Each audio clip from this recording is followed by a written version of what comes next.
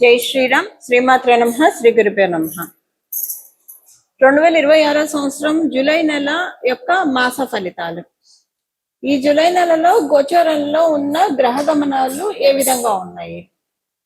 వృషభ రాశిలో మంగళ సంచారం, ఈ మాసం మొత్తం కూడా మంగళ సంచారం వృషభ రాశిలో ఉంటుంది.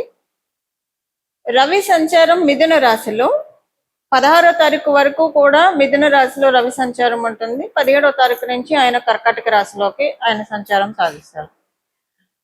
అప్పుడే మనకి ఇంకా దక్షిణాయన పుణ్యకాలం కూడా ప్రారంభం అవుతుంది. అప్పటి నుంచి బుధుడు వక్రగతిలో ఉన్నాడు కాబట్టి ఈ నెలలో ఆయన సంచారము కర్కాటక రాశి మిథున రాశిలో ఆయన సంచారం ఉంటుంది.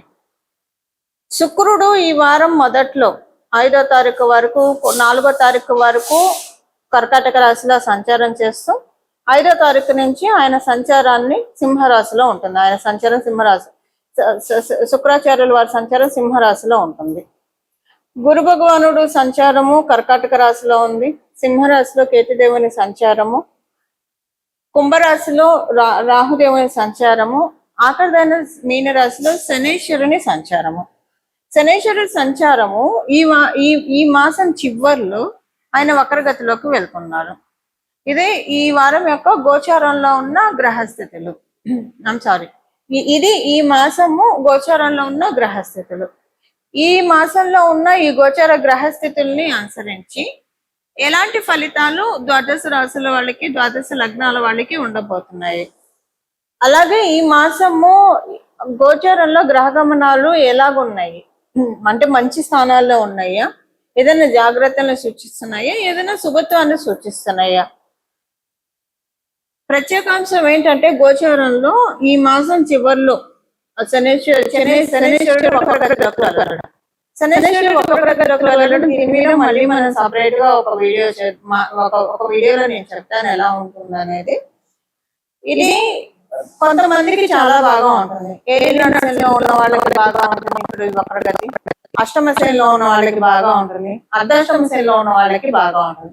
ఒక రిలీవింగ్ ఫ్యాక్టర్ అనుకోండి ఈ ఏలినాడు శని, అష్టమ శని, అర్ధాష్టమ శనిలో ఉన్న వాళ్ళకి అది ఈ మాసం చివరి నుంచి స్టార్ట్ అవుతుంది. అలాగే కంటక శనిలో ఉన్న వాళ్ళకి కూడా ఈ పాయింట్ వర్తిస్తుంది. ఇది మోస్ట్ స్పెషల్ అంశము గోచారంలో. ఇంకొకటి ఏంటంటే మనందరికీ తెలిసిన దేవగురువైన బృహస్పతి కర్కాటక రాశిలో ఆయన సంచారము, రవి కూడా ఈ మాసం మధ్యలో కర్కాటక రాశిలోకి రావడం అన్ని మాసాల్లోకెల్లా అన్ని రాశుల్లో ఆయన సంచారం కంటే కూడా దేవగురువైన బృహస్పతి సంచారము కర్కాటక రాశిలో, ధనుసు రాశిలో మీన రాశిలో ఈయన సంచారం చాలా స్పెషల్ గా ఉంటుంది. ఇప్పుడు ఇది ఈయన సమక్షంలో సూర్యనారాయణ మూర్తి కర్కాటక రాశిలో ప్రవేశం అంటే దక్షిణాయన పుణ్యకాలం ప్రారంభం అవుతుంది. ఇది చాలా మంచిది. దీని గురించి కూడా మనం ఒక వీడియోలో నేను చెప్తాను. దక్షిణాయన పుణ్యకాలం ఈ సంవత్సరం ఎంత సిగ్నిఫికెంట్ గా ఉంది, దీన్ని మనందరం ఎలా చేసుకోవాలి, ఇవన్నీ కూడా మనం ఇంకొక వీడియోలో మాట్లాడుతున్నాం. మొత్తానికి అయితే ఇవి ఈ మాసంలో ఉన్న గోచారంలో ఉన్న ప్రత్యేక అంశాలు. ఇప్పుడు నేను చెప్పినట్టు శుభత్వాన్ని సూచిస్తుంది కదా శనేశ్వరుడు వక్రగతిలోకి వెళ్ళడం. కొన్ని రాశుల వాళ్ళకి నేను చెప్పాను కదా, ఏలినాడు శనిలో ఉన్న వాళ్ళకి, అష్టమ శనిలో ఉన్న వాళ్ళకి, అర్ధాష్టమ శనిలో ఉన్న వాళ్ళకి, కంటక శనిలో ఉన్న వాళ్ళకి వీళ్ళందరికీ ఊరట ఇస్తుంది. అట్ ద సేమ్ టైం వృషభ తులా రాశుల వాళ్ళకి కొంత ప్రతికూలం పూర్తిగా అని చెప్పను, అలాగని అనుకూలంగా కూడా ఉండదు, అలా ఉంటుంది. ఇవి ఈ మాసంలో ఉన్న గోచార గ్రహస్థితులు. అలాగే ఇప్పుడు గోచార గ్రహస్థితులను అనుసరించి ద్వాదశ రాశుల వాళ్ళకి, ద్వాదశ లగ్నాల వాళ్ళకి ఎలాంటి ఫలితాలు ఉంటాయో మనం పరిశీలిద్దాం. మేషరాశి, మేష లగ్నంలో పుట్టిన వాళ్ళకి ఈ మాసము మేషరాశిలో పుట్టిన వాళ్ళకి, మేష లగ్నంలో పుట్టిన వాళ్ళకి అనుకూలమైన ఫలితాలు ఉన్నాయి. దానికి ప్రథమ కారణం ఏంటంటే మీకు చతుర్థ స్థానంలో గురు భగవానుడు యొక్క సంచారము, అలాగే శనేశ్వరుడు కూడా ఈ మాసంలో వక్రగతిలోకి వెళ్ళడము, రవి సంచారం కూడా ఈ మాసం మధ్యలో చతుర్థ స్థానంలో, శుక్రాచార్యుల వారి ఈ మాసం మొదట్లో పంచమ స్థానంలోకి వెళ్ళడం, ఇవన్నీ కూడా మంచి క్యాలిక్యులేషన్స్ ఉన్నాయి. మీరు ఒకవేళ గర్భవతులు అయితే కనుక, సంతానము ఈ సమయంలో డెలివరీ ఉంటే కనుక సాక్షాత్తు మీకు శ్రీ మహాలక్ష్మి అమ్మవారు పుట్టినట్లే మీరు భావించాలి. అంటే అమ్మాయే పుట్టడానికి అంటే మళ్ళీ జన్మజాతకాన్ని బట్టి అది మారుతుంది అనుకోండి, అది వేరే సంగతి. బట్ మోస్ట్లీ గోచారం రీత్యా ఆడపిల్ల పుట్టడానికి ఛాన్స్ ఎక్కువ ఉంది. లక్ష్మీదేవిని సాక్షాత్ మీ ఇంట్లో అడుగుపెట్టినట్లు అదృష్ట దేవత భావించాలి. కారణం ఏంటంటే ఒక కేంద్ర స్థానంలో శుభగ్రహం ఉంది, కోణ స్థానంలో శుభగ్రహం ఉంది. కేంద్రం 4వ స్థానంలో గురు భగవానుడు ఉన్నాడు, కోణ స్థానం అయిన 5వ స్థానంలో శుక్రాచార్యుల వారు ఉన్నారు. ఇది చాలా మంచి విషయము ద్వాదశ మేషరాశి మేష లగ్నంలో పుట్టిన వాళ్ళకి. సో అందరికీ కూడా ఇలాగ సంతానం రీత్యా ఉండాలని ఉండదు. మనం మామూలుగా చూసుకుంటే కనుక మేషరాశి మేష లగ్నంలో పుట్టిన వాళ్ళందరికీ కూడా ఈ మాసం చాలా చక్కటి శుభ ఫలితాలు. ఇంట్లో బయట ఏకకాలంలో బాగుండే శుభ సమయము. ఆలోచనలు కూడా చాలా బ్యూటిఫుల్ థాట్స్ వస్తాయి మీకు. చాలా బ్యూటిఫుల్ థాట్స్ వచ్చి ఆ ఆలోచనలు మీరు ఇంప్లిమెంట్ చేయగలుగుతారు. ఏం చేస్తే మీ స్థితిగతుల్లో మార్పు వస్తుంది, లేదా ఏం చేస్తే మీరు అభివృద్ధిని మీరు చూడగలుగుతారు, ఏం చేస్తే మీ స్కిల్ సెట్ డెవలప్ అవుతుంది. ఇలాంటి వాటి మీదే మీరు టైం అంతా వెచ్చిస్తారు. ఒక రకంగా చెప్పాలంటే ఎంత ప్రొడక్టివ్ గా వాడుకుంటారంటే టైంని అంత ప్రొడక్టివ్ గా వాడుకుంటారు. ఒక్క నిమిషం కూడా మీ టైంని మీరు వేస్ట్ చేయడానికి ఇష్టపడరు. అంత చాలా బాగా టైంని బాగా యూటిలైజ్ చేసుకుంటారు. టైంని యూటిలైజ్ చేసుకోవడం వల్ల ఎప్పుడు కూడా సత్ఫలితాలే మనకి వర్తిస్తాయి. అదే ఇప్పుడు మీకు అప్లికేబిలిటీ ఉంది. సంతానం విషయంలో చాలా అనుకూలతలు చూస్తారు. మీకు కనుక స్త్రీ సంతానం ఉంటే కనుక వాళ్ళ వల్ల మీకు శుభవార్తలు వింటారు. అంటే వాళ్ళ నుంచి వాళ్ళకి సంబంధించిన శుభవార్తలన్నా వింటారు. లేకపోయినా సరే మీకు స్త్రీ సంతానం ఉంటే కనుక ఒక శుభవార్త అయితే ఖచ్చితంగా ఉంటారు. అయితే మీకు స్త్రీ సంతానం లేదు, మగ సంతానం ఉంది, ఆడపిల్లలు లేరు, మగపిల్లలే ఉన్నారు అని అనుకుంటే అన్న కోవలో మీరు ఉంటే కనుక అప్పుడు ఈ ఒక పాయింట్ మీకు వర్తించదు. బట్ మిగిలిన అన్ని శుభాలు మీకు వర్తిస్తాయి. ఈ వారం మీ ఇంట్లో గెట్ టుగెదర్స్ ఎక్కువగా ఉంటాయి. కానీ మీకు అనిపిస్తుంది ఈ మాసంలో మీకు గెట్ టుగెదర్స్ ఎక్కువగా ఉంటాయి. మీకు అనిపిస్తుంది ఈ మాసంలో చాలా లిమిటెడ్ గానే డబ్బు ఖర్చు అవుతూ ఉంది, ఎక్కువ అవ్వట్లేదు. కానీ ఎంతమంది వచ్చేవాళ్ళు వస్తూనే ఉన్నారు కానీ డబ్బులు ఖర్చు మటుకు ఎక్కువ అవ్వట్లేదు. అలా మీకు అనిపిస్తుంది ఈ మాసంలో ఉన్న గోచర గ్రహస్థితుల రీత్యా. కంఫర్ట్స్ ఎక్కువ ఉంటాయి, గృహంలో కంఫర్ట్స్ పెరుగుతాయి, మాతృ సౌఖ్యం చాలా బాగా ఉంటుంది. మీకు తల్లిగారు ఉండి మీ తల్లిగారికి హెల్త్ ప్రాబ్లమ్స్ ఏమైనా ఉంటే అవి సెట్ అవుతాయి. మీకు మీ అత్తగారితోటి అనుకూలమైన సంబంధాలు లేకపోతే ఈ మాసము మీ యొక్క బాండింగ్ బాగా ఉంటుంది, అనుకూల సంబంధాలు చక్కగా మెరుగుపడతాయి. వీటన్నిటికీ కూడా ఈ మాసం ఒక కర్టెన్ రైజర్. చాలా మంచి యోగాలకి శుభత్వానికి ఈ మాసము చాలా వేదిక కాబోతుంది మేషరాశి మేష లగ్నంలో పుట్టిన వాళ్ళందరికీ కూడా. పరిహారము ఈ మాసంలో చేసుకోవాల్సిన పరిహారము, మనము గోచరంలో ఉన్న గ్రహస్థితుల గురించి మొత్తం చూసాము, ఎలా ఉంటాయి ఫలితాలు కూడా మనం చూసాము.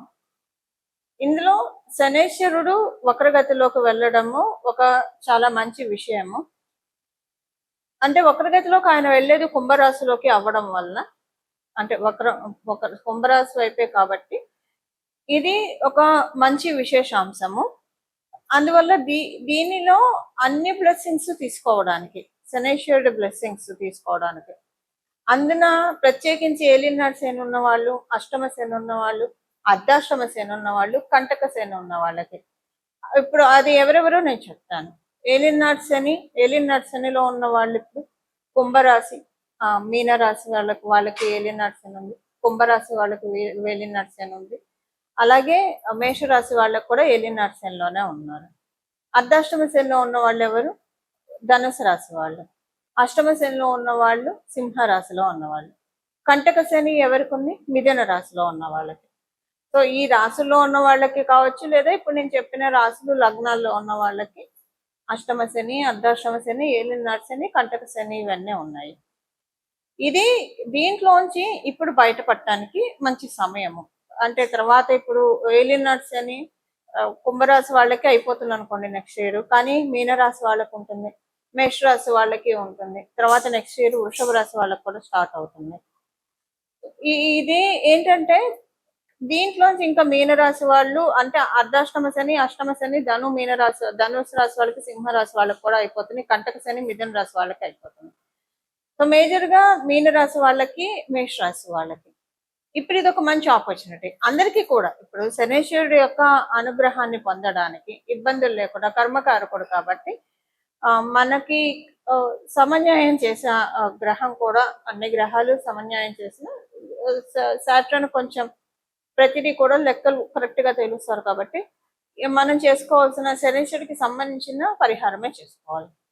దీనికి బెస్ట్ థింగ్ ఏంటంటే, మీకు మీ ఇంటి దగ్గర ఏదన్నా భద్రకాళి అమ్మవారి ఆలయం ఉంటే ఆలయాన్ని దర్శించి రావడము, అలాగే విష్ణుమూర్తి ఆరాధన లేదా పరమశివుడికి ప్రతిరోజు సాయంత్రం పూట ఈ మాసం మొత్తం కూడా చేసుకోవడము, లేదా మీరైనా సరే అభిషేకం చేసి రావడము, ఈ మూడిట్లో ఏదైనా చేయవచ్చు. అసలు ఇవేం చేయలేమని అనుకున్న వాళ్ళు ప్రతిరోజు మీకు ఏ గుడి కుదిరితే ఆ గుడికి చెప్పులు లేకుండా కాళ్ళకి వీలుంటే, మీకు అవకాశం ఉంటే కనుక కాళ్ళకి చెప్పులు లేకుండా వెళ్ళి దర్శనం చేసుకున్నాను. అవకాశం లేని వాళ్ళు, అంటే కొంతమందికి షుగర్ ఇలాంటి ప్రాబ్లం ఉన్నవాళ్ళు చెప్పులు లేకుండా నడవలేరు. సో అలా మీకు ఆరోగ్యరీత్యా ఇబ్బందులు ఉంటే చెప్పులు వేసుకొని వెళ్ళవచ్చు. బట్ వీలుంటే ఈ మాసం మొత్తం కూడా ఏదో ఒక దేవాలయానికి ప్రతిరోజు కుదిరితే ఒకటే టైంలో దర్శనం చేసుకోండి, చాలా మంచి ఫలితాలు వస్తాయి.